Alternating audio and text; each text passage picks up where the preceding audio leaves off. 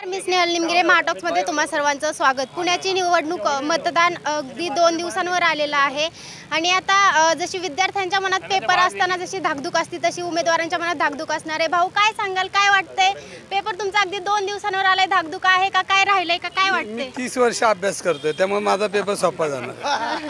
30 वर्ष अभ्यास करतोय। काय मुद्दे राहिलेत, काय वाटतंय? नाही, जे मुद्दे राहिले ते मी पूर्ण करणार आहे। विधानसभेत बघितलं असेल वर्षभरामध्ये सर्वसामान्यांना पूरक असं निर्णय घेताना रस्त्यावरून विधानसभेत थांबून भाषणं करून सरकारला जागेवर आणण्याचं काम केलं।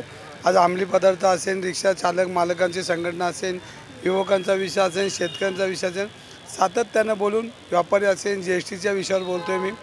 सर्वसामान्य लोकांना समोर ठेवून मी काम करणारा कार्यकर्ता आहे। त्यामुळे हे परीक्षेचा मी कधी परीक्षेचा अभ्यास वर्षानुवर्ष करत आलो, निवडणूक आल्यावर करत नाही मी, कायमच करतो। काय वाटतं कोणता पेपर जड जाईल, मुरलीधर मोहोळांचा की वंचित तात्यांचा? मी माझा अभ्यास केला त्यामुळे मला त्यांनी अभ्यास केला का नाही त्यांना मला माहीत नाही, पण मी माझा अभ्यास पूर्ण केला। पुण्यामध्ये भाजपकडून पंतप्रधानांची देखील सभा झाली आणि काल देवेंद्रांचं देखील झाली, तुमचं कसं? देवेंद्र फडणवीस साहेबांच्या रोज सभा झाल्या पाहिजे। 10 वर्षात जेवढे आश्वासन दिलेत ना तेवढे पूर्ण करायचे त्यांना। मग मराठा आरक्षण असेल, मग टाटा मुळशी धरणाचं पाणी आणणे असेल, महानगरपालिकेमध्ये झालेला भ्रष्टाचार लोकशाहीने दाखवला आहे का, बघितलं असेल तुम्ही।